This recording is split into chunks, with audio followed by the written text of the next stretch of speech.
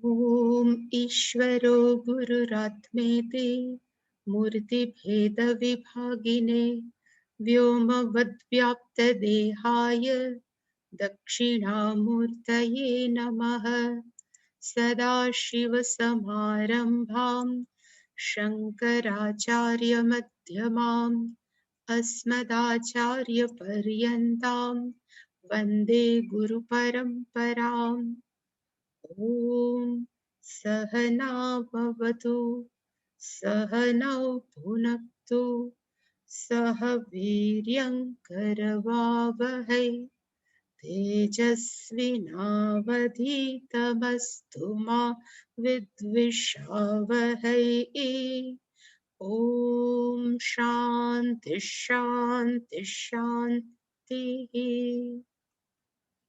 ॐ पार्थाय प्रतिबोधितां भगवता नारायणेन स्वयं व्यासेन ग्रथितां पुराणमुनिना मध्ये महाभारतम् अद्वैतामृतवर्षिणीं भगवतीम् अष्टादशाध्यायिनीम् अम्ब त्वामनुसन्दधामि भगवद्गीते भवद्वेषिणीम् यं ब्रह्मा वरुणेन्द्ररुद्रमरुतस्तुन्वन्ति दिव्यैस्तवैः वेदैः साङ्गपदक्रमोपनिषदैर्गायन्ति यं सामगाः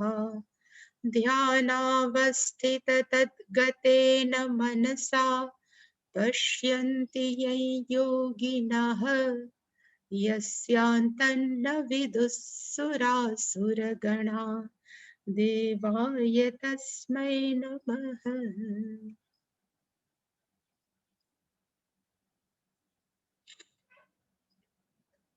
सर्वस्वरूपे सर्वेशे सर्वशक्तिसमन्विते भयेभ्यस्त्राहि नो देवी दुर्गे देवी नमोऽस्तु ते।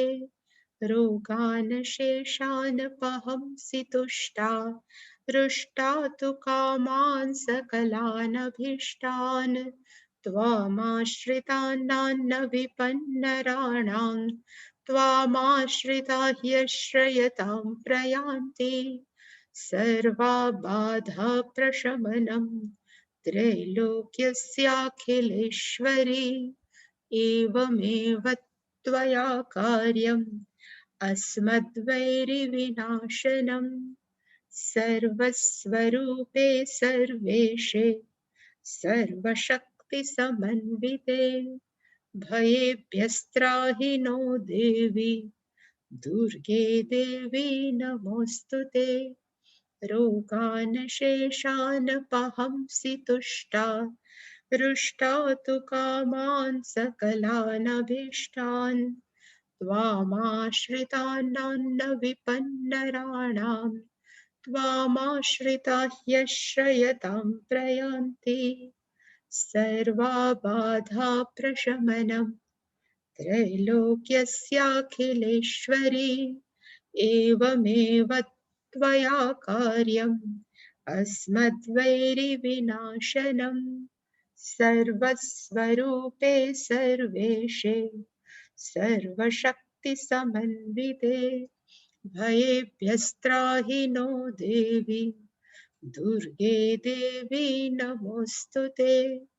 रोगान् शेषान् पहंसि तुष्टा हृष्टा तु कामान् सकलानभीष्टान् त्वामाश्रितान् विपन्नराणां त्वामाश्रिता ह्यश्रयतां प्रयान्ति सर्वा बाधा प्रशमनं त्रैलोक्यस्याखिलेश्वरी एवमेव त्वया कार्यम् अस्मद्वैरिविनाशनम्।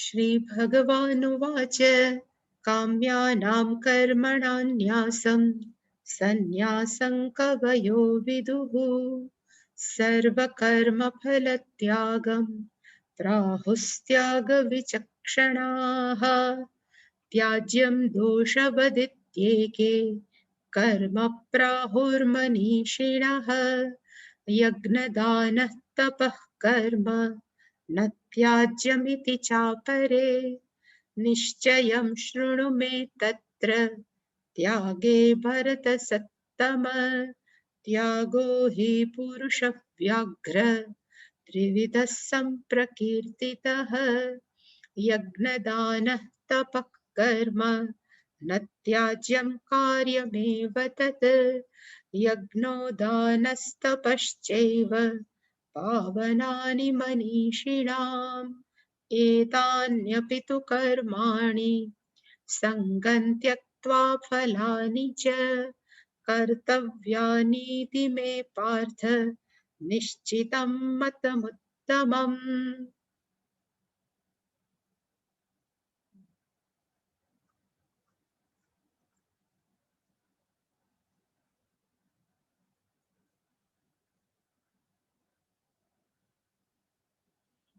સંન્યાસ કે ત્યાગ એની બંને વચ્ચેનો તફાવત કયો એનો જવાબ ભગવાન અર્જુનને આપે છે અને આપણે બીજો શ્લોક જોયો તો એનો અર્થ ભગવાને કીધો હતો કે ગમતા કર્મનો ત્યાગ એને સંન્યાસ કહેવાય પણ સર્વ કર્મના ફળના ત્યાગને ત્યાગ એને ત્યાગ કહેવાય એ આપણે જોયું હતું ત્રીજા શ્લોકની અંદર ભગવાને એવું કીધું કે અમુક માણસો એવું કે છે કે કર્મ છે એ બધા કેવા છે તો કે દોષવત કર્મ છે બધા દોષવત છે એટલે એનો માણસોએ શું કરવો જોઈએ તો કે ત્યાગ કરવો જોઈએ ત્યાજ્યમ કારણ કે કેવા છે કે દોષવત અને કે શું કામ દોષવત તો કે આપણને સંસાર સાથે બાંધે છે એટલા માટે કર્મ છે એ છોડી દેવા જોઈએ એવું કોક પ્રાહુહુ નો અર્થ થાય કહે છે મનીષીના હનો અર્થ થાય કોઈ બુદ્ધિશાળી વિવેકી માણસો છે એવું કહે છે કે કર્મની અંદર દોષ છે એટલા માટે ત્યાજ્યમ પણ ભગવાન કહે છે કે કોક એવું કે છે અપરે એવું કે છે કે ન ત્યાજ્યમ કર્મ છે અમુક માણસો એવું કે છે કે ન છોડવા જોઈએ અને કોણ કે છે તો કે કયા કર્મ ન છોડવા જોઈએ તો કે યજ્ઞ દાન તપ કર્મ આ ત્રણ કર્મ છે એ કોઈ પણ પરિસ્થિતિની અંદર માણસોએ ન છોડવા જોઈએ એટલે કે કોક કે કર્મ કરવા જોઈએ કર્મ કે કર્મ છોડી દેવા જોઈએ એટલે ભગવાને ચોથા શ્લોકની અંદર આપણે જોયું હતું કે આ બાબતની અંદર તત્ર ત્યાગે એનો અર્થ થાય તત્ર ત્યાગે વિષય આ છોડવાના ત્યાગની બાબતની અંદર બહુ કન્ફ્યુઝન છે માણસોને ક્યાં કર્મ છોડવા અને ક્યાં ન છોડવા એટલે ભગવાને કીધું મેં નિશ્ચયમ શૃણુ તું મારો નિશ્ચય છે એ સાંભળ કે ક્યાં કર્મ છોડવા અને ક્યાં ન છોડવા અને પછી ભગવાને કીધું કે ત્યાગ ત્રિવિધ ત્યાગ છે એ કેટલા પ્રકારનો છે તો કે ત્રણ પ્રકારનો ત્યાગ છે સંપ્રકીર્તિત પ્રખ્યાત છે ત્રણ પ્રકારના ત્યાગ છે પ્રખ્યાત છે ને એ ભગવાન પછી વર્ણન કરશે રજો તમો અને સત્વ પણ ભગવાનના માનવા પ્રમાણે ત્રણ કર્મ છે જે યજ્ઞ દાન તપ છે એ ન છોડવા જોઈએ એવું ભગવાને પોતે પાંચમા શ્લોકમાં કીધું યજ્ઞ દાન તપ કર્મમ ન ત્યાજ્યમ આ ત્રણ પ્રકારના કર્મ છે કદાચ આપણે આ યજ્ઞની અંદર પંચમહાયજ્ઞ પણ લઈ શકીએ કારણ કે આપણે ત્રીજા અધ્યાયમાં જોયા છે મનુષ્ય યજ્ઞ ભૂત યજ્ઞ દેવ યજ્ઞ પિતૃયજ્ઞ અને બ્રહ્મ યજ્ઞ એ યજ્ઞ છે એ ગૃહસ્થોએ ક્યારે ન છોડવા જોઈએ એવી જ રીતે દાનમ પોતાની કેપેસિટી પ્રમાણે માણસોએ છે દાન કર્મ છે કરવું જ જોઈએ અને પોતાના જીવનને અમુક શિસ્તની અંદર રાખવી જ જોઈએ એ બધા જ કર્મ છે ન ત્યાજ્યમ ભગવાને કીધું એને ન જ છોડવા જોઈએ અને શું કામ ન છોડવા જોઈએ તો કે કાર્યમેવ અહીંયા કાર્યનો અર્થ મેં ગઈકાલે સમજાયો હતો કે કર્તવ્ય કયો કરણીય કયો કે કાર્યમ કયો ત્રણેયના અર્થ એક જ થાય, એ શુડ નોટ ગિવન અપ. છોડવા ન જ જોઈએ, એનો અર્થ થાય કરવા જ જોઈએ. અને કોક એમ પૂછે કે વાય, શું કામ કરવા જોઈએ?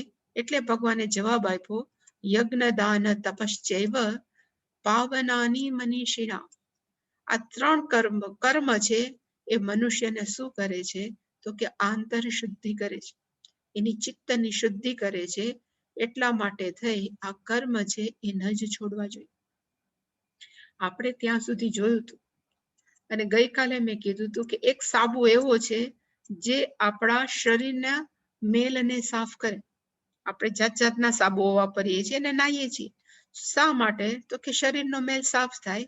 એવી રીતે આ ત્રણ પ્રકારના કર્મ છે એ આપણા મનના સાબુ જેવા છે. એ આપણો મનના મેલને શું કરે છે? તો કે દૂર કરે છે કે નાશ કરે છે. એટલા માટે થઈ ન ત્યાજ્ય, it should not be given up. ન જ છોડવા જોઈએ. અને ઇવન હવે ભગવાન વધારે કહે છે કે આ ત્રણ કર્મ તો કદાચ ગૃહસ્થો કરતા જ હોય, પણ જેને ખરેખર ઈશ્વરમાં જ રસ છે, કે જેને ખરેખર આત્મજ્ઞાનની અંદર જ રસ છે, એવા લોકોએ આ કર્મ તો કરવા જ. પણ કેવી રીતે કરવા? એટલે ભગવાને કન્ડિશન કરી. આપણે આઈ થિંક શ્લોક વાંચી લીધું. એતાની અપિતુ કર્માણી સંગમ ત્યક્ત્વા ફલાની ચ. એતાની અપી કર્માણી, આ બધા જ કર્મ, અને આ બધા જ એટલે ઉપર દર્શાવ્યા છે, યજ્ઞ દાન અને તપ કર્મ છે, એ કર્મ છે એ કર્તવ્યાની, માણસો એ છે એ કરવા જ જોઈએ. પણ ઇન વિચ મેનર, કેવી રીતે કરવા જોઈએ? એટલે ભગવાને સ્પષ્ટતા કરી, સંગમ ત્યક્ત્વા ફલાની અપી ત્યક્ત્વા. બે વસ્તુ છોડીને યજ્ઞ દાન તપ કર્મ કરવા. સંગનો અર્થ થાય આસક્તિ છોડી. ઘણીવાર માણસોને બહુ એમ થાય કે હું આ કર્મ કરું છું તે હું જ શ્રેષ્ઠ છું, કે આ કર્મ જ શ્રેષ્ઠ છે. એવી કર્મ સાથે બંધાવાની જરૂર નથી. અને યજ્ઞ દાન તપ કર્મ કરીએ એટલે પછી મને ચિત્ત શુદ્ધિ થાય એવું પણ ફળ મનમાં રાખવાની જરૂર નથી. એ બાય પ્રોડક્ટમાં થઈ જ જાય. મેં ઘણી વાર કીધું છે કે આપણે જ્યારે ઝાડવા, એટલે ખાસ કરીને ચીકુના ઝાડ વાવીએ, કે આપણે ક્યારેક કેરીના ઝાડ વાવીએ, ત્યારે એનું આપણું મેઇન પર્પસ કયું હોય? તો કે એમાં ફળ આવે. સપોઝ આપણે રાખીએ કે કેરીના ઝાડ વાવીએ તો એનું આપણું ધ્યેય કયું હોય? તો કે કેરી આવે, કે આપણે ખાઈએ, અને કોઈ જો બિઝનેસ કરતા હોય તો કેરી વેચે. પણ કેરીના ઝાડ વાવી અને આંબા વાળ્યું થાય તો એનો બીજો ફાયદો કયો છે? તો કે બીજો ફાયદો છે કે ત્યાં છાંયો જ રહે. ક્યારે આપણે નીચે બેસીને તડકો હોય છતાં પણ આપણને શીતળતા આપે. અને કહેવાય ને કે કેરી, આ બધાના આંબાના પાન છે એ તોરણમાં કામ લાગે, જાત જાતના કામ લાગે. જે બીજું કામ લાગે ને એને ઇંગ્લિશમાં કહેવાય બાય પ્રોડક્ટ. બાય પ્રોડક્ટ અર્થ થાય મુખ્ય તો આપણને કામ લાગે જ છે, પણ બાય પ્રોડક્ટ તરીકે પણ આપણને બીજી વસ્તુ પણ કામમાં લાગે. એવી રીતે યજ્ઞ દાન તપ કર્મ છે એ આપણને ખરેખર શું કરે? તો કે કોઈ પણ કર્મ છે ને એ બે રીતના ફળ આપે. મેં ગઈકાલે કીધું હતું પણ આજે તોય સ્પષ્ટતા, કે કર્મ છે એ બે પ્રકારના ફળ આપે. એક ફળ છે એ ભૌતિક ફળ હોય. ભૌતિક એટલે દુનિયાવી. આપણે જેને ધ્યાનમાં રાખીને કરતા હોય કે હું આટલું કરું છું, મને આટલું તો મળવું જ જોઈએ, એને કહેવાય ભૌતિક ફળ. અને બીજું છે એ આધ્યાત્મિક ફળ.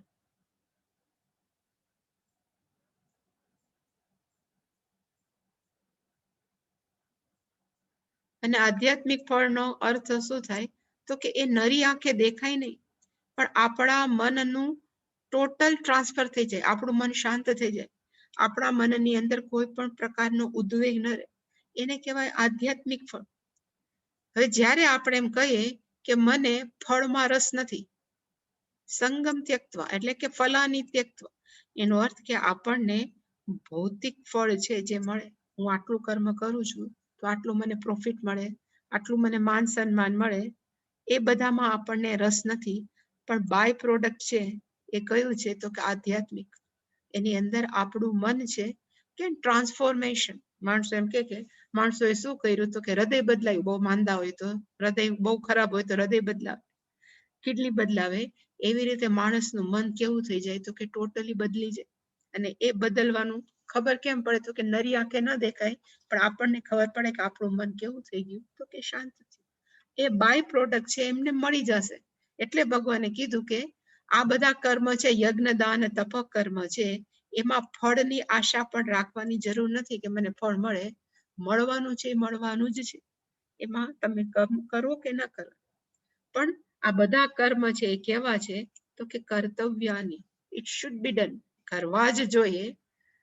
મેં નિશ્ચિતમ મતમ, આ મારો ચોક્કસ અભિપ્રાય છે.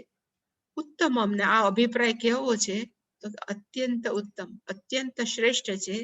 આ કર્મ છે એ ક્યારેય ન જ છોડવા જોઈએ.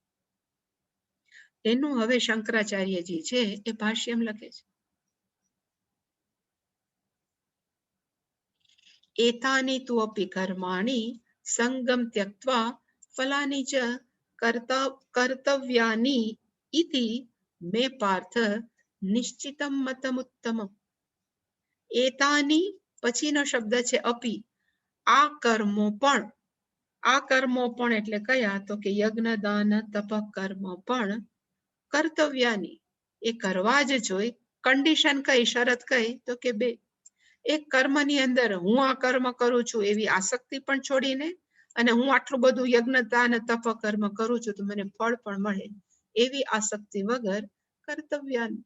અને ભગવાન કહે છે કે આ મારો ઉત્તમ મત છે, આ મારું શ્રેષ્ઠ મત છે, અને તમારે એ માનવો જ રહ્યો. શ્રુનું જે ભગવાન કહેતા તેનો જવાબ આપે છે. અને પછી શંકરાચાર્યજી એનું ભાષ્યમ લખ્યું.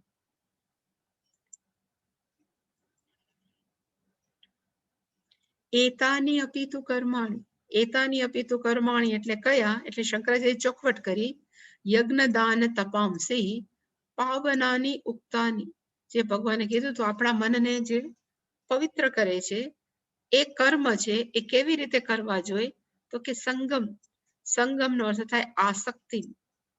હું આ કર્મ કરું છું એનું પણ આપણને પ્રાઉડ આવે, એનું પણ માણસોને અભિમાન આવે, તો કે એવી આસક્તિ પણ ત્યક્ત્વા, એ છોડીને, અને પ્લસ ફલાની ચ, મેં આટલું કર્મ કર્યું છે તો મને આનું ફળ શું મળે, એવું મનમાં રાખ્યા વગર આ યજ્ઞ દાન તપાંસી છે એ કરવા જ જોઈએ.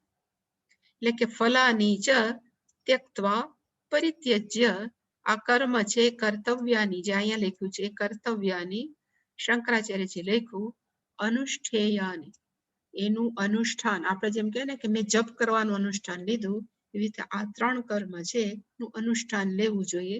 ઇતિ મેં નિશ્ચિતમ મતમ ઉત્તમમ, આ મારો શ્રેષ્ઠ અભિપ્રાય છે. હવે એના ઉપર શંકરાચાર્યજીએ થોડુંક કહેવાય ને ડિસ્ક્રિપ્શન કે વર્ણન કર્યું, કારણ કે ભગવાને કીધું હતું નિશ્ચયમ શૃણુ મે તત્ર પુરુષ વ્યાઘ્ર. આ જે છે ને એને કેટલામાં કીધું હતું,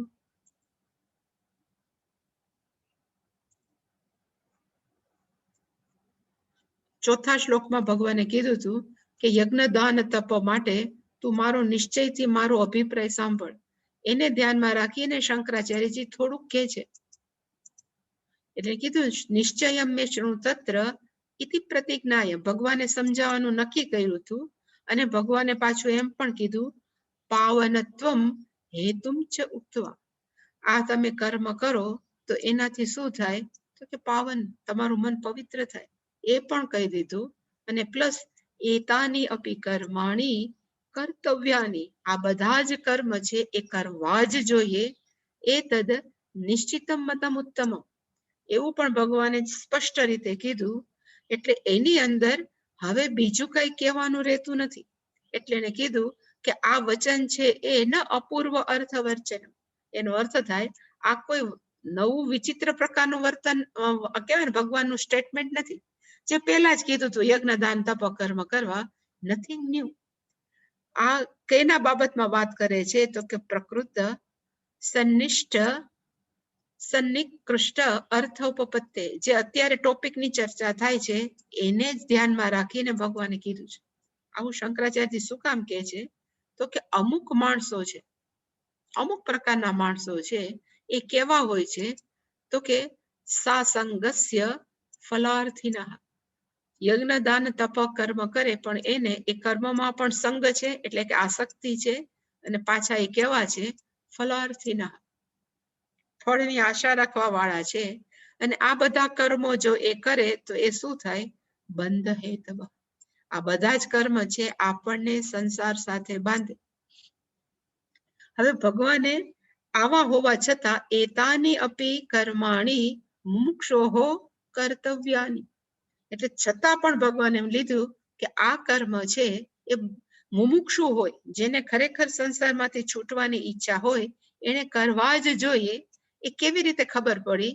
તો એમાં જે છે ને અપી શબ્દ, એતાની અપી, અપી શબ્દથી આપણને ખબર પડે કે બીજા કર્મ કરતા આ કર્મ છે, યજ્ઞ દાન તપ કર્મ છે, એ કરવા જ જોઈએ. અપી શબ્દસ્ય અર્થ, એ કીધું કે એના સિવાય અન્યાની કર્માણી ન અપેક્ષ, બીજા કોઈ કર્મની અપેક્ષા રાખતા જ નથી. કેની રાખે છે? તો યજ્ઞ દાન તપ. આવું પણ શંકરાચાર્યજી શું કામ કહેવા માંગે? તો કે અમુક માણસોનું એવું માનવું છે કે તમે નિત્ય ને નૈમિત્તિક કર્મ કરો ને એનું ફળ મળે જ નહીં, એવું અમુક માને છે. પણ ભગવાન કહે છે કે આપણને જે કર્મ કરે એનું ફળ મળે છે. એટલે એને કીધું કે શંકરાચાર્યજીએ અન્ય વર્ણયંતી, અમુક માણસો છે એવું વર્ણન કરે છે, નિત્યાનામ કર્માણામ ફલ અભાવાત, અહીંયા અ છે, એટલે કે નિત્ય કર્મનો ક્યારે પણ આપણને ફળ મળતું જ નથી. તો પછી સંગમ ત્યક્તા અને ફલાની ત્યક્તા એવું કઈ પ્રશ્ન ઉપસ્થિત જ રહેતો નથી. બીજા કોઈ છે, શંકરાચાર્યજી નથી કહેતા. એટલે ત્યાં એ કર્મનો કયું આવે? તો કે એતાની કામ્યાની કર્માણી, એટલે કે અહીંયા એમ કે છે કે કામ્ય કર્મ છે ને છોડી દેવા જોઈએ, એવું ભગવાન કહેવા માંગે છે. યજ્ઞ દાન તપ કર્મની વાત નથી કરતા. એવું કોણ કરે છે? તો કે અન્ય. કેવા શું માંગે છે તમને હું બતાવું. શંકરાચાર્યજી ન સમજાય તો હરિહરિ, સમજાય તો હરિ. આજે છે છઠ્ઠો શ્લોક. એતાની અપી કર્માણી, એતાની એટલે આ ઉપલા ત્રણ, કર્માણી અપી છે, અપી એટલે આ પણ, આ બધા પણ, કર્માણી કર્તવ્યાની કરવા જ જોઈએ. કેવી રીતે? તો કે સંગમ ત્યક્તવા ફલાની ત્યક્તવા, આસક્તિ છોડીને ફળ છોડીને આ કર્મ કરવા, એવું મારું માનવું છે. હવે એમાં કોકે એક નવું પોતાનું કહેવાય ને ઇન્ટરપ્રિટેશન કે અર્થઘટન કર્યું કે નિત્ય કર્મ અને નૈમિત્તિક કર્મનું તો ફળ મળે જ નહીં, તો આપણે એમને કરવાના જ હોય. એટલે ભગવાને એતાની કર્માણીનો અર્થ શું કહેવા માંગે છે? કામ્ય કર્મ કરવા જોઈએ. કામ્ય કર્મ હવે તમને યાદ રહેવું છે, 5 મેં બતાવ્યા હતા: નિત્ય, નૈમિત્તિક, કામ્ય, પ્રતિષિદ્ધ અને પ્રાયશ્ચિત કર્મ. એમાંથી કામ્ય કર્મ કરવા જોઈએ, પણ કેવા? તો કે સંગમ ત્યક્તવા ફલાની છે, એવું કોક કહેવા માંગે છે. અને માણસો એવી રીતે પોતાનું અર્થઘટન કરે છે. એનો શંકરાચાર્યજી જવાબ આપે છે. એટલે કે એવું કહેવા માંગે છે કે એતાની અપીનો અર્થ શું થાય? તો કે કામ્યાની કર્માણી, એના એક કર્મની વાત કરે છે. પણ એવું ક્યાં કેમ થઈ શકે? કારણ કે માણસોને નિત્ય કર્મની અંદર પણ એમ લાગે છે કે અમે બંધાઈ જશું, તો કામ્ય કર્મ આ મુમુક્ષુ હોય શું કામ કરે? એટલે શંકરાચાર્યજી એમ કે છે કે એતાની અપી યાની કામ્યાની કર્માણી નિત્યભ્ય અન્યાની, એટલે કે નિત્ય કર્મ કરતા જુદા છે, એ પણ કર્તવ્યાની માણસો જો કહેતા હોય તો કિમુત યજ્ઞ દાન તપંસ, એટલે કે એ તો કરવા જ જોઈએ એવું ભગવાન કહેવા માંગે છે. એવું કોકનું અર્થઘટન છે. એટલે શંકરાચાર્યજી કહે છે કે આવું અર્થઘટન છે એ કેવું છે? તો કે ખોટું છે. અને શું કામ ખોટું છે? એનો એને આન્સર આપ્યો. તદ અસત નો અર્થ થાય એ જે સ્ટેટમેન્ટ છે, અર્થઘટન છે, ખોટું છે. કારણ કે નિત્યાનામ અપી કર્માણામ ફલવતસ્ય ઉપપાદિતત્વાત, એનો અર્થ થાય નિત્ય કર્મ છે એ પણ ફળ આપે જ. હંમેશા યાદ રાખવું કે કોઈ પણ કર્મ આપણને ફળ આપે આપે ને આપે છે. કોઈ પણ કર્મ, નાનું મોટું કોઈ પણ કર્મ છે એ ફળ આપે, પછી નિત્ય હોય તો પણ. એટલે ભગવાન એટલે શંકરાચાર્ય જે આપે, અને ક્યાં સાબિત કર્યું? તો કે યજ્ઞ દાન તપશ્ચૈવ પાવના. જો તમે કાંઈ પણ કર્યા વગર એમને યજ્ઞ દાન ને તપ કર્મ કરો તો ચિત્ત શુદ્ધિ છે, કર્મ ફળ જ છે ને. એ ભગવાને સ્પષ્ટ કીધું છે. એટલે આમાં ક્યારેય કામ્ય કર્મ કરવા જ જોઈએ એવું ક્યાંય ભગવાન કહેતા નથી. એ પોતાનું કોકનું અર્થઘટન લોકો કરવા માંગે છે. એટલે એને કીધું કે નિત્યાની કર્માણી અપી, જે મુમુક્ષુ છે, મુમુક્ષુઓનો થતા જે ખરેખર સંસારમાંથી છૂટવા માંગે છે એ કેવો છે તો કે નિત્ય કર્મમાં પણ એને એમ લાગે છે કે અમે કેવા થઈ જાશું, બંધ હેતુ, સંસારમાં અમે બંધાઈ જાશું. તો પછી કામ્ય કર્મનો તો પ્રસંગ જ ક્યાંથી ઉપસ્થિત છે. જેના મનની અંદર સંપૂર્ણ વૈરાગ્ય છે એ ફરજિયાત નિત્ય કર્મ કરે છે, પણ એને કામ્ય કર્મ કરવાનું ક્યારેય મન થાય જ નહીં, કારણ કે એ લોકો તો મનથી બધું છોડી જ દીધું. એટલે કે આમાં કામ્ય કર્મ કરવા જોઈએ એવું કે લખવાની જરૂર નથી, એવું શંકરાચાર્યજી ઇન્ટરપ્રિટેશન આપ્યું કે અર્થઘટન. અને પછી આખો પેરેગ્રાફ છે એની અંદર શંકરાચાર્યજી અમુક કોટેશન આપ્યા કે જે ફળના દુરેણ હવ્યરમ કર્મ એ કેવા છે તો કે આ બીજા અધ્યાયનો શ્લોક છે. દુરેણ હ્યવરમ કર્મ ફલમ ત્યક્ત્વા ધનંજય બુદ્ધયો શરણમન્વિચ્છ કૃપણા ફલ હેતવ. ફળની આશા રાખીને કરે એ બધા કેવા છે તો કે કૃપણા છે, એવું ભગવાને કીધું હતું બીજા અધ્યાયમાં. ત્રીજા અધ્યાયમાં કીધું હતું યજ્ઞાર્થાત કર્મણો ન્યત્ર લોકોયમ બંધ. એના સિવાય આ યજ્ઞ કર્મ સિવાય બીજા કર્મ છે આપણને કેવા છે તો કે બાંધે છે. એવી રીતે ત્રૈગુણ્ય વિષયા વેદાહ, ત્રણ ચારે ચાર વેદ છે એ કેવા છે, 3 ગુણ વાળા છે. નિસ્ત્રય ગુણ્યો ભવાર્જુન, તારે 3 ગુણમાંથી 12 આપવું જોઈએ. 9મા અધ્યાયમાં કીધું ત્રૈવેદ્યા મામ સોમ પાપૂત પાપા. એ બધા જ છે એનો અર્થ કે કર્મ છે એ કેવા છે તો કે હંમેશા બાંધે છે. તો પછી જો કર્મ બાંધતા હોય તો માણસોએ એના ફળની આશા રાખ્યા વગર સતત શું કરવું જોઈએ તો કે નિત્ય નૈમિતિક કર્મ કરવું જોઈએ, એટલું ભગવાન કહેવા માંગે છે. હવે પછીના 7, 8 અને 9 3 શ્લોક છે એની અંદર કોને તામસ ત્યાગ કહેવાય, કર્મનો ત્યાગ, કોને કર્મનો રાજસ ત્યાગ કહેવાય અને કોને કર્મનો સત્વગુણ ત્યાગ કહેવાય. 7, 8 ની અંદર પેલા આપણે એક હારે એના શ્લોક વાંચી જોઈએ. 7, 8 અને 9.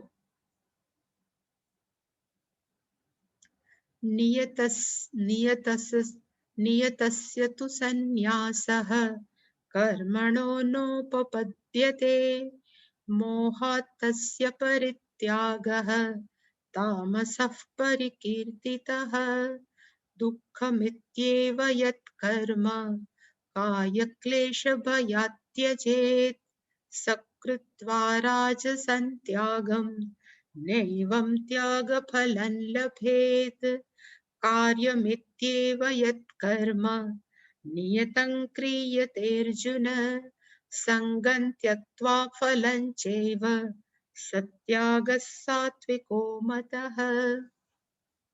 હવે આ 7, 8, 9 ની અંદર ભગવાને વર્ણન કર્યું કે કર્મ ત્યાગ છે એ કયો તામસ કહેવાય, પછી કયો રાજસ કહેવાય અને કયો સાત્વિક ત્યાગ કહેવાય, એ ભગવાન સમજાવે છે.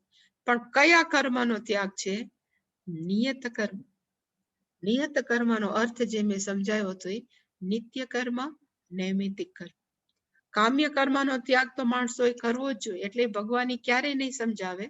ભગવાન અહીંયા માત્ર નિત્ય અને નૈમિતિક કર્મ, શંકરાચાર્યજી કહેશે ખરા આમ તો. અહીંયા શંકરાચાર્યજી લખ્યું કે મુમુક્ષુ છે, મુમુક્ષુનો અર્થ થાય મોક્તુમ ઈચ્છુક, જેને છૂટવાની ઈચ્છા છે અને પાછો કેવો છે તો કે અજ્ઞસ્ય, એને હજી અહીંયા અજ્ઞ એટલે અજ્ઞાની નહીં, પણ જેને હજી આત્મજ્ઞાન નથી થયું અને એ અત્યારે કેવો છે તો કે કર્મણી અધિકૃતસ્ય, જેને હજી કર્મ કરવા જ જોઈ એવો મુમુક્ષ છે. એમ કે હવે મારે નિત્ય ને નૈમિતિક નથી કરવા, મને બહુ કંટાળો આવે છે. જો એવી રીતે માણસ એને છોડી દે, એક કર્મનો ત્યાગ છે એ કેવો છે તો એને કહેવાય તામસ. ભગવાન સમજાવે છે આની અંદર.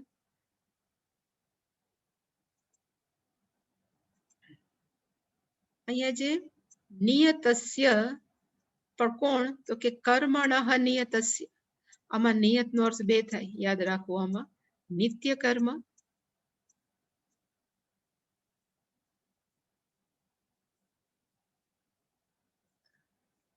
નૈમિત્તિક કર્મ.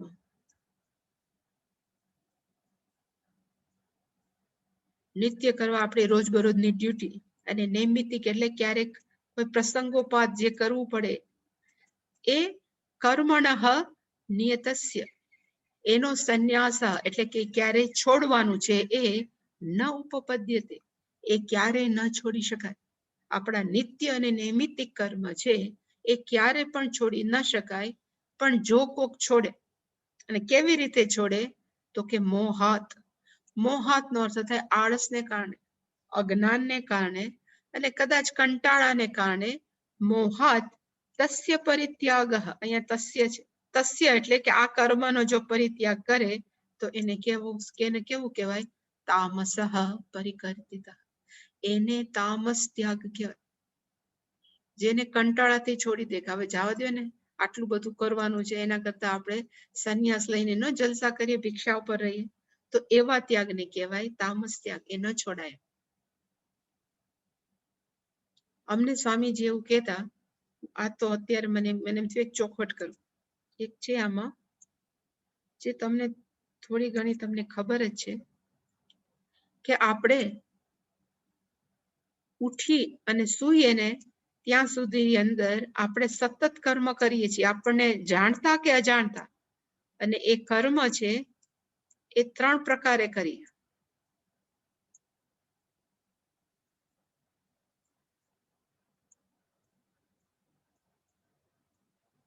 મનના વિચારો છે ને એને કહેવાય માનસિક કર્મ.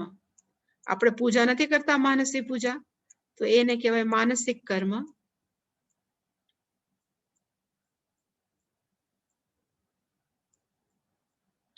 પછી બીજું છે એને કહેવાય વાચિક કર્મ.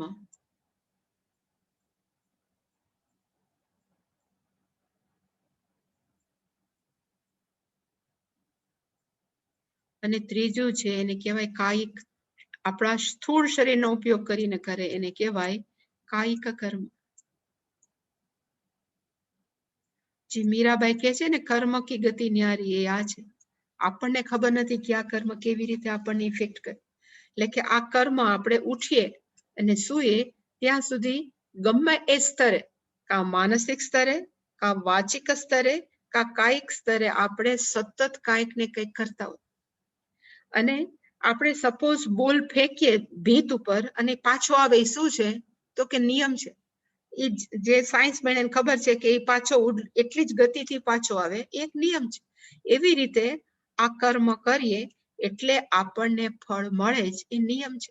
કોઈ પણ કર્મ માનસિક રીતે જો આપણે કોકનું સારું ઈચ્છીએ તો આપણને એનું સારું ફળ મળે. ભગવાનને પ્રાર્થના કરીએ તો આપણને સારું ફળ મળે. અને સારું ફળ એટલે કેવું? તો હંમેશા પુણ્ય જ હોય.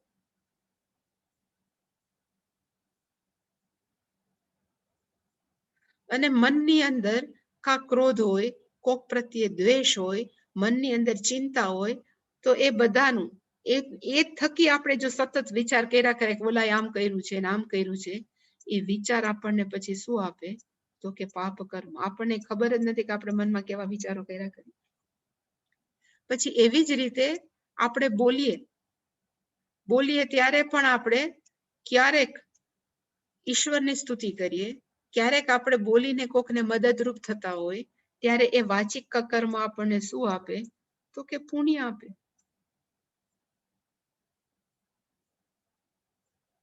અને બોલીને આપણે કોક સાથે ઝઘડીએ, કોકને આપણે ખરાબ કહીને આપણે એને હર્ટ કરીએ, આપણને એને આઘાત આપીએ, તો એ વાચિક કર્મ આપણને શું આપે? તો કે પાપ કર્મ આપે. અને એવી જ રીતે શરીરથી પણ આપણે કોકને મદદ કરી શકીએ, જે નિત્ય નૈમિત્તિકમાં કરતા હોય. માતા પિતાની સેવા, કાયિકમ કર્મ, કોઈ પણ એમાં જો આપણે કરીએ તો એ પણ આપણને પુણ્ય આપે. અને શરીરથી આપણે વાસણ પછાડીએ, કોક ઉપર ગુસ્સે થઈ ગયા હોય કે કોઈ પણ કરીએ, શરીરથી પણ આપણે આપણો ગુસ્સો છે વ્યક્ત કરી શકીએ, કોકને મારી શકીએ, વધારે પડતા સ્થૂળ હોય તો કોઈ પણ આપણે જો કરીએ તો એ પણ આપણને શું આપે? તો કે પાપ આપે. હવે આ ત્રણ સ્તરે આપણે સતત કર્મ કરીએ છીએ, ઉઠીએ ને સૂઈએ ત્યાં સુધી અને જન્મીએ ને મરીએ ત્યાં સુધી.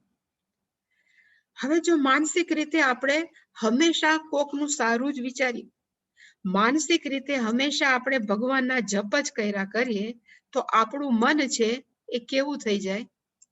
તો કે શાંત થાય. એને કહેવાય દ્રષ્ટફલમ. દ્રષ્ટફલમ એટલે કે આપણું મન છે એ હંમેશા કેવું હોય? તો કે પ્રસન્ન, શાંત. અહીંયા લખી પુણ્યનું ફળ. એક મિનિટ. તો આ પુણ્યનું ફળ કેવું થાય? તો કે આપણું મન છે કેવું થાય? તો કે શાંત.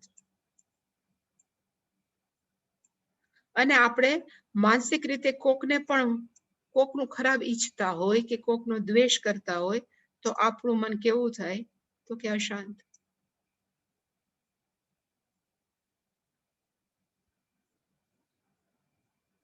એ જે આપણે અશાંત ને શાંત થાય, એ આપણે ત્યારે ને ત્યારે અનુભવીએ, એને કહેવાય દૃષ્ટફલમ.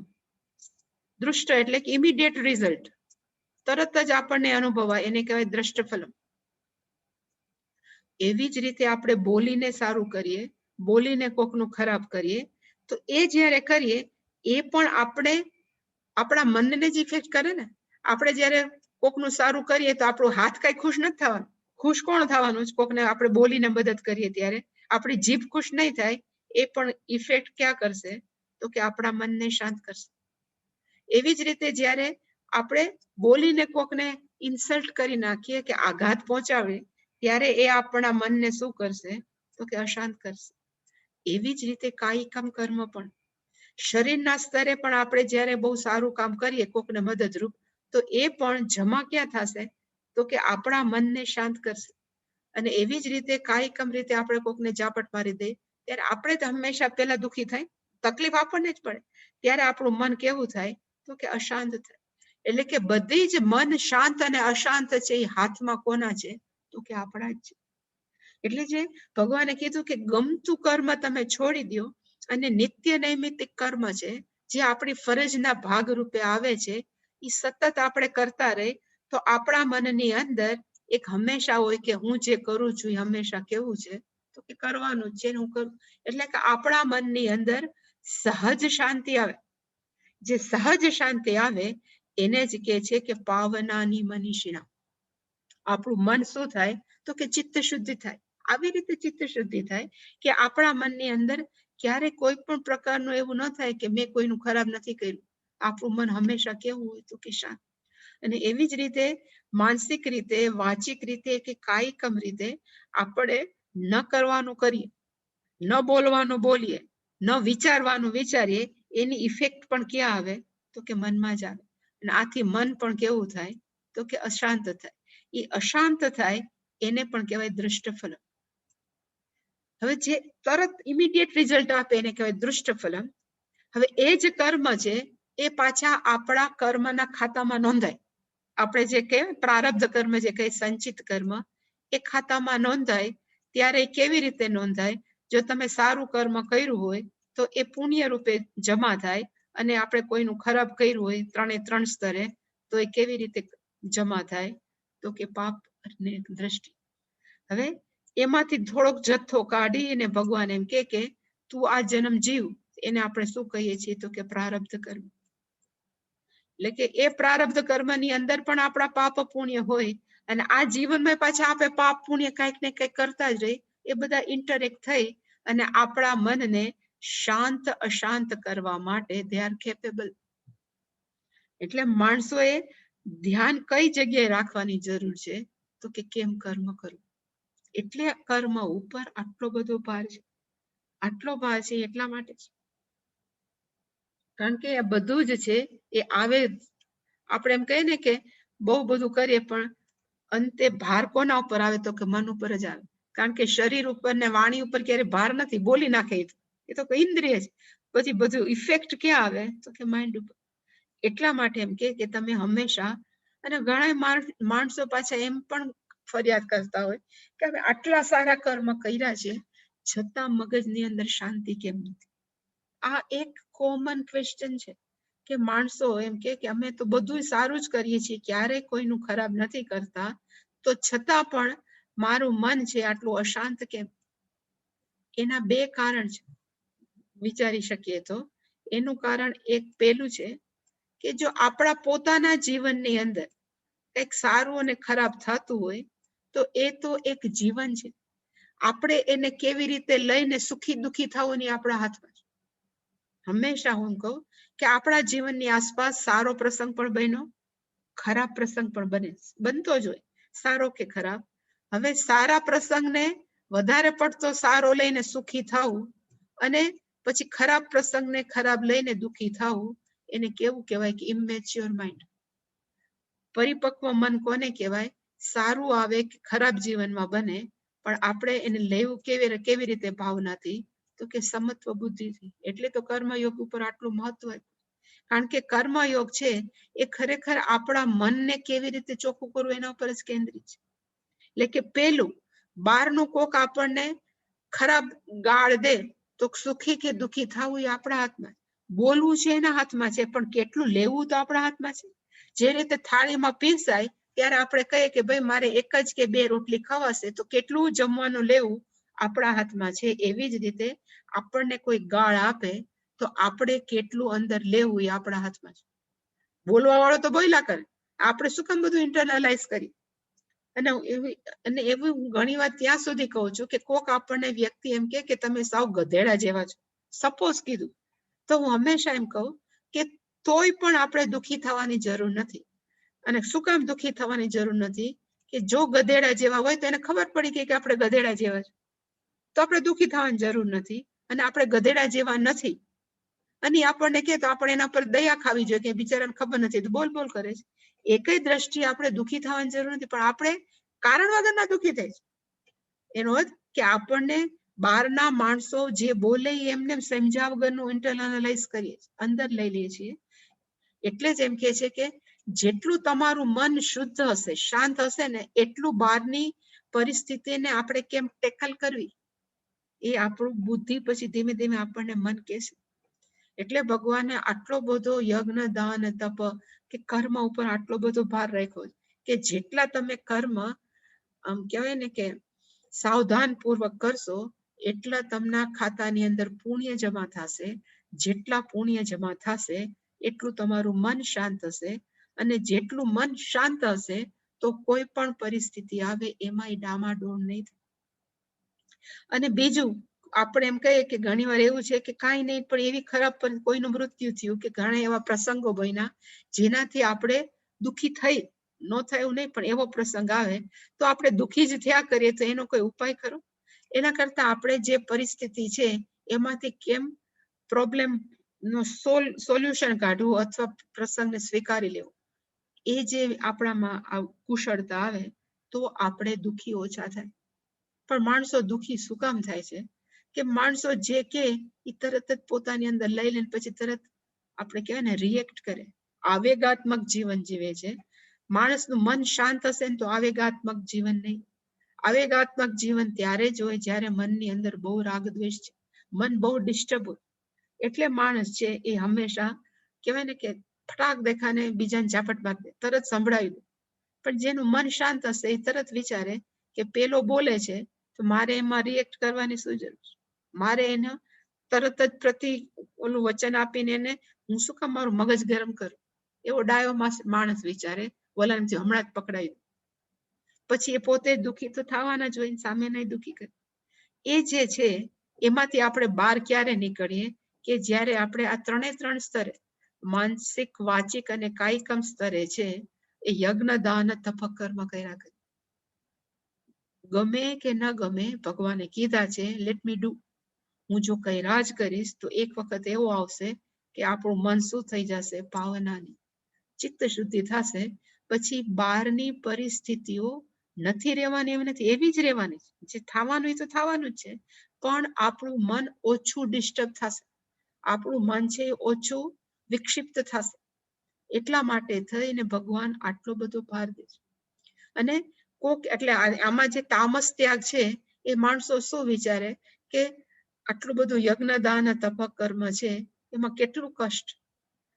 જો યજ્ઞ કરવાનો હોય તો એની અંદર કેટલી ડિસિપ્લિન પાડવી પડે. પછી ધારો કે દાન કરવું હોય, એમાં કેટલું મારું જતું કરવું પડે, એવું મારે નથી કરવું. એવું માનીને માણસો એ કર્મનો ત્યાગ કરે તો એ ત્યાગ કેવો છે? ભગવાન તો કે તામસ ત્યાગ. એ ક્યારેય ન કરાય. એટલે અહીંયા જે નિયતસ્ય છે, એ નિયતસ્ય નો અર્થ કયો થાય? તો કે નિત્ય નૈમિત્તિક કર્મ છે. એટલે શંકરાચાર્ય લખ્યું પણ નિયતસ્ય નો અર્થ થાય નિત્યસ્ય. નિત્ય કર્મ નૈમિત્તિક કર્મનો સંન્યાસ નો પરિત્યાગ ન ઉપપદ્યતે. એ ક્યારેય શક્ય જ નથી. કારણ કે ઉઠીએ ને સૂઈએ ત્યાં સુધી we keep on doing different type of કર્મ. ન ઉપપદ્યતે અગ્નસ્ય પાવનત્વસ્ય ઇષ્ટત્વાદ. શું કામ? તો કે જે અજ્ઞાની માણસ છે એને આ કર્મ છે એ શું થાય? તો કે એને ચિત્ત શુદ્ધિનું કારણ છે એટલા માટે. પણ અમુક માણસો છે મોહાત ત્યાગ. મોહાત નો અર્થ થાય અજ્ઞાનાત. મારી દ્રષ્ટિએ મોહાત નો એક અજ્ઞાન પણ થાય અને થોડીક આળસ પણ હોય, કંટાળો પણ હોય. કારણ કે એની અંદર કઈ બેનિફિટ ન મળતું હોય તો કરવાની આળસ બહુ થાય. તો મા બાપની સેવા છે, એમાં તમને ફાયદો શું થાય? આપણે તો તકલીફ જ ઉઠાવવાની છે ને. એટલે માણસોને છે છોડવાનું મન થાય. એટલે કે કંટાળો આવે એને પણ આપણે અજ્ઞાન જ કહી શકીએ આમ તો. એવી જ રીતે કઈ નક્કર ફાયદો દેખાતો નથી તો હું શું કામ કરું? એવી ભાવનાથી માણસો છે નિયતસ્ય પરિત્યાગ. નિયતસ્ય નો અર્થ થાય નિત્ય કર્મ નૈમિત્તિક કર્મનો માણસ શું કરે છે? તો કે ત્યાગ કરે છે.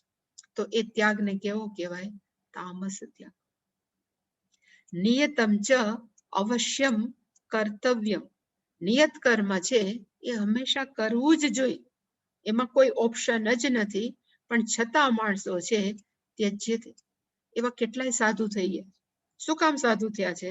તો કે ઘરે મજા નથી આવતી, પત્ની આવી મળી છે, કે હું આમાં સેટિસ્ફેક્શન નથી, એવું કરીને છોડી જાય. અને પછી માણસનું મન કેવું થઈ જાય? તો કે ડિસ્ટર્બ થાય.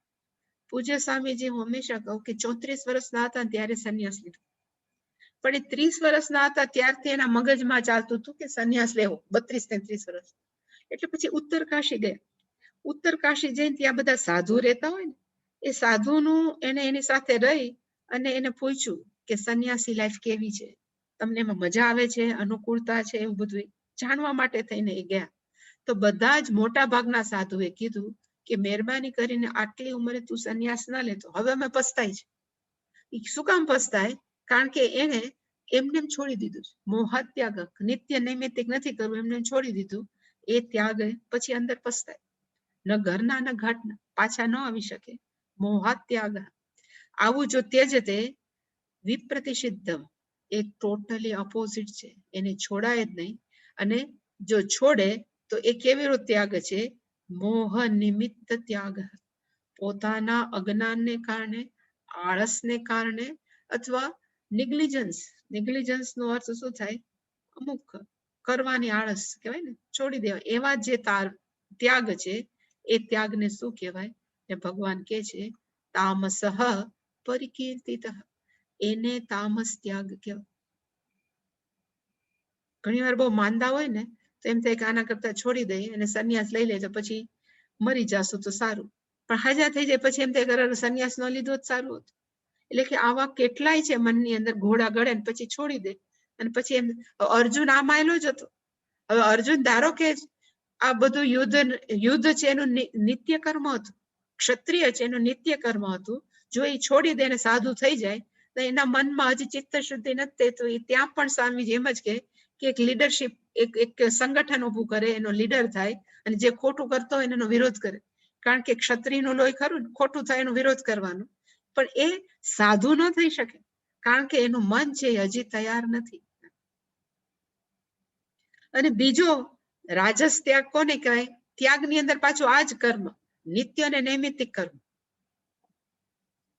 એટલે કે 8મા શ્લોકમાં ભગવાને કીધું દુઃખમ. આ કર્મ કરવામાં કેવું છે? તો કે યત કર્મ દુઃખમિતિ. એની અંદર આખો દિવસ દુઃખ સમાયેલું છે. અને પ્લસ કાય ક્લેશ ભયાત્યજેત. એમાં શરીરને કષ્ટ બહુ છે. નિત્ય કર્મ કરવાની અંદર શરીરને કષ્ટ બહુ છે. નોકરી કરવા જવું હોય તો સવારે 9 થી 8 કરવી પડે. એ નિત્ય કર્મ કમાવવું પડે. ઘરમાં આવે ત્યારે વળી પાછું એની ઘરની જવાબદારીઓ, એના કરતા આપણે હાલન છોડી દે. અને અથવા દુઃખમ, આટલું બધું કરું છું તો કોઈ મને ક્યાં સમજે છે, એવા દુઃખને સાથે માણસ છે નિત્ય અને નૈમિતિક કર્મ છોડી દે. તો એવા ત્યાગને ભગવાને કીધું એ કેવો છે, તો કે રાજસમ ત્યાગ. એ પણ સમજણ પૂર્વકનો ત્યાગ નથી. એટલે ક્યારે પણ કોઈ પણ માણસને લગભગ સંન્યાસ છે ને એની હાજ ન પાડે. કારણ કે માણસને એમ લાગે કે સંન્યાસી જીવન કેટલું સરસ છે, કઈ કરવાનું નહીં, પણ નવરા બેઠા માણસને ખોદવાડ. જો માણસ માનસિક રીતે તૈયાર ન હોય તો કર્મ વગર ગાંડો થઈ જાય કે હાય હાય શું કરવું. એના કરતા ઘરમાં હોય નાની મોટી પ્રવૃત્તિ કર્યા કરે તો માણસ એ બીઝી. એટલે શરૂઆતમાં વીઆરએસ લેવાનું હતું ને તો ઘણા બધા પૂજ્ય સ્વામીજી પાસે આવતા કે હવે વીઆરએસ એટલે આટલું ઉંમર થઈ છે, આટલું પેન્શન તો મળવાનું છે, તો વીઆરએસ લઈ લે. વીઆરએસ નો શું થાય, તમને બધા વોલેન્ટરી રિટાયરમેન્ટ. હા, વોલેન્ટરી રિટાયરમેન્ટ લઈ લે તો બધાને સ્વામીજી ના જ પાડે. કારણ કે સવારથી 9 થી 6 માણસો કામ કરતા હોય, જ્યારે એની જોબ હોય ત્યારે લગભગ 11 થી, ચાલો 9 થી નહીં પણ 11 થી 6, 11 થી 6 વચ્ચે તમારે કાંઈક ને કાંઈક તો પ્રવૃત્તિ કરવી જ પડે. હવે જેવું છોડી દે એટલે આટલા કેટલા 11, 12, 7 કલાક છે હાવ નવરા. હવે 7 કલાકમાં નવરાશમાં જો કઈ કામનો આપણને ગોઠવણ ન હોય કે શું 7 કલાક મારે કેમ પસાર કરવા, અને પાછું આ 7 કલાક પ્લસ મારે જવાનું છે એની તૈયારીમાં જ મન હોય, એટલે એમાં 1-2 કલાક આપણું મન જતું હોય, એટલે લગભગ 8-9 કલાક છે મારે નોકરીની પાછળ જ જતા હોય. અચાનક માણસ છોડી દે તો કહેવાય ને વેક્યુમ થઈ જાય, શૂન્ય અવકાશ થઈ જાય. અને પછી જો ઈશ્વર ઉપર પ્રેમ ન હોય, જો શાસ્ત્ર ઉપર પ્રેમ ન હોય તો એ સમય પસાર કેમ કરવો એ પણ અને છોડી દે તો પછી માણસ કેવો થાય, તો કે દુઃખી થાય. એના કરતા બેટર કેવું છે, ગમે કે ન ગમે કરવાનું છે કરો. એટલે ભગવાન કીધું કે માણસો છે દુઃખમિતિ. મેં ઘણી વાર કીધું છે, એક વ્યક્તિ મારી પાસે આવી હતી. He was A clerk in bank. એટલે બેંકમાં ક્લાર્ક એટલે પગાર તો સારો જ હોય, છતાં એ કહેતા હતા કે હું બસ હવે 52 વર્ષનો થયો છું, હું વીઆરએસ લઈ લઉં, મને બહુ કંટાળો આવે છે, મને બહુ કંટાળો આવે છે. પછી એને પાછા એમ કે જ્યારથી મેં આ નોકરી કરી ને ત્યારથી મને કંટાળો છે, મને જરાય નથી ગમતું. એટલે મેં કીધું કેટલા વર્ષે તમે નોકરી જોઈન્ટ કરી, તો કે 22 વર્ષનો હતો ત્યારથી. તો 22 વર્ષનો હતા ની ભાઈ 52 ના હતા, તો 30 વર્ષથી એ એક જ વિચારે છે કે મને આ જરાય નથી ગમતું, મને આ જરાય નથી. તો મન કેવું થઈ જાય, નથી ગમતું એમ જ રહે. એના કરતા બેટર છે જે છે સ્વીકારી લ્યો. એવી રીતે જયારે માણસ છોડી દે તો એ ત્યાગને કેવો કહેવાય, તો કે રાજસ ત્યાગ. અને એ ત્યાગનું ફળ મળે. એટલે ભગવાને સ્પષ્ટ ના પડી, ત્યાગ ફલમ ન લભેત. આવું ત્યાગ કરી દે તો એનું ફળ નથી મળતું. એના કરતા બેટર આપણે કર્મ કરવા હોય કરતા. માણસો અત્યારે મા બાપની સેવા ન થાય ને અનાથ ઓલામાં વૃદ્ધાશ્રમમાં મૂકી આવે છે, એ દુઃખમ ને એને કંટાળો આવે છે, નકામો શું કામ કરું, આમ એ પોતાનું નિત્ય કર્મ છે.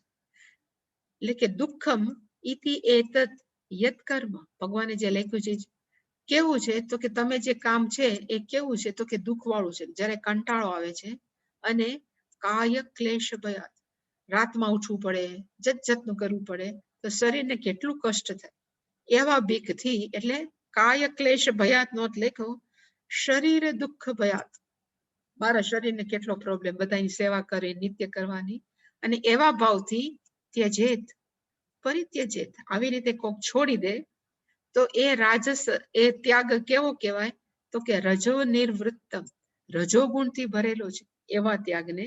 અને એવો ત્યાગ છે એને ન એવ ત્યાગ ફલમ ન એવ લભતે, એવાને ક્યારે પણ ત્યાગનું ફળ નથી મળતું. અને કેવું ફળ નથી મળતું, શંકરાચાર્ય ચોખવટ કરી કે ફલમ મોક્ષાખ્યમ. હવે માનસિક રીતે તૈયાર નથી ને એમ કે મારે બધું છોડી દેવું છે અને બસ હવે મારે ભગવાનનું ભજન કરવું છે, તો એને કીધું કે જ્ઞાનપૂર્વકસ્ય સર્વ કર્મ ત્યાગસ્ય ફલમ મોક્ષ આખ્યમ ન લભેત. એવી વ્યક્તિને મોક્ષ થઈ જશે. બસ હવે હું સાધુ થઈને બસ આ જ કર્યા કરું એવું ન થાય. કારણ કે માણસ રેડી હોવો જોઈએ. એના કરતા પાવનાની મનીષી નામ કામ કરતા રહ્યો અને પછી ધીમે ધીમે બધું છોડતા રહ્યો. પણ સતત આમ ફટાક દેખાને છોડી દેવું છે એવું ક્યારેય ન કરે. કારણ કે we are not ready for that. સામાન્ય રીતે માણસો છે એ નથી તૈયાર હોતા. ઇવન પૂજ્ય સ્વામીજી એમ કહેતા કે છે ને, આપણે બહુ નથી કરતા પણ સાઉથ ઇન્ડિયાની અંદર બધા સંધ્યા વંદન બહુ કરે. સવારે ઉઠીને જે સંધ્યા વંદન કરવાનું.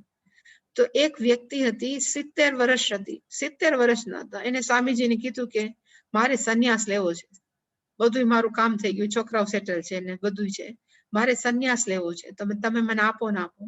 એટલે સ્વામીજી કે 70 કે 71 વર્ષના હતા એ ભાઈને મેં સંન્યાસ આપ્યો. હવે જેવું સંન્યાસ દીક્ષા મળે ને એટલે સંધ્યા વંદન એમ ન થાય. કારણ કે એમાં છોડી દેવું પડે. સંધ્યા વંદન છે એ બધું છોડી દેવું. ગાયત્રી પણ નો જપ થાય. બીજો બધા જપ મળે એ વાત જુદી. પણ જેવું સંધ્યા વંદન ન થયું, ગાયત્રી છોડી દીધી એટલે સંન્યાસી થઈ ગયા. તો બીજે દિવસે આકુળ વ્યાકુળ થઈ ગયા. એ જે ભાઈ સંન્યાસ લીધો એ કે હાય મારે સંધ્યા નહીં કરું તો મારું શું થશે, મને કંઈક બીજું ઓપ્શન આપો કે એ સમયે હું એ કરું તો મારું મન છે કમ્ફર્ટેબલ રહે, નહીતર હું આ છોડું કેમ. એટલે કે માણસ છે એ છોડવું બહુ અઘરું છે. એના કરતા બેટર શું છે તો કે જે કર્મ છે એ કરતા રહ્યું. અને છેલ્લે સાત્વિક ત્યાગ કોને કહેવાય? એટલે ભગવાને એટલે શંકરાચાર્યજી લખ્યું કહ પુનઃ સાત્વિક ત્યાગ. તો પછી સાત્વિક ત્યાગ કોને કહેવાય? એટલે ભગવાન એવું લખ્યું નિયતમ કર્મ. ફરી પાછું નિયતમ કર્મનો અર્થ થાય નિત્ય નૈમિત્તિક કર્મ કાર્યમેવ. અમારે કરવું જ જોઈએ એવા ભાવથી ક્રિયતે. જે માણસ કરે છે પણ કેવી રીતે કરે છે તો કે સંગમ ત્યક્તવા, પાછું ફલમ ત્યક્તવા. મારે કર્મ કરવું છે પણ એમાં મને આસક્તિ નથી. એવી જ રીતે હું જે કર્મ કરું છું એ ફળની અંદર પણ મને રસ નથી, છતાં પણ હું કર્મ કરું છું. એટલે એવા ભાવથી જે કર્મ કરે, એટલે કે જે ફળનો ત્યાગ કરે અને આસક્તિનો ત્યાગ કરે, એ ત્યાગને શું કહેવાય છે તો કે સાત્વિક. કર્મ છોડી દેવા છે એ તામસ ત્યાગ કે રાજસ ત્યાગ છે. પણ બધા જ કામ કરો પણ મનથી કર્મનું ફળ નથી જોતું કે મારે આસક્તિ નથી, એને છોડીને કરવું એને શું કહેવાય તો કે સાત્વિક. પણ એની ડિટેલ આપણે પછી. આમાં કઈ પ્રશ્ન? હા વિનોદભાઈ. હા બરોબર. હા આપણે માનો કે 4 આશ્રમો પૈકી તો સંન્યાસ આશ્રમમાં જે ત્યાગની વાત આવશે તો એ કયો ત્યાગ? ત્યારે તો એમાં નિત્ય નૈમિત્તિક બધો ત્યાગ કરી દેવાનો, બધી જ રિસ્પોન્સિબિલિટી. હા ત્યારે બધી જ જવાબદારીમાંથી મુક્તિ છે. પણ ત્યાં સુધી કારણ કે ભગવાન સામે છે ને અર્જુન હતો અને અર્જુનને છોડવું હતું એટલે ભગવાન આવું કે છે. પણ ખરેખર સંન્યાસનો અર્થ એમ જ છે કે નિત્ય નૈમિત્તિક કર્મ બધી જ જવાબદારીમાંથી મુક્તિ. પણ અર્જુન એના માટે તૈયાર જ નહોતું ને, એનું મન તૈયાર નહોતું અને એને ઈ જ લેવો હતો. એટલે ભગવાન સતત ના પાડે કે આ ત્યાગ આવો છે, આ ત્યાગ આવો છે. સાચો ત્યાગ તો એ છે પણ ત્યારે એને ખબર જ છે. હા બીજું બીજી વિનંતી. હા પછી આ રેકોર્ડ આનો વિડિયો કઈ અપલોડ કરવાના કે જો કરો તો સારું.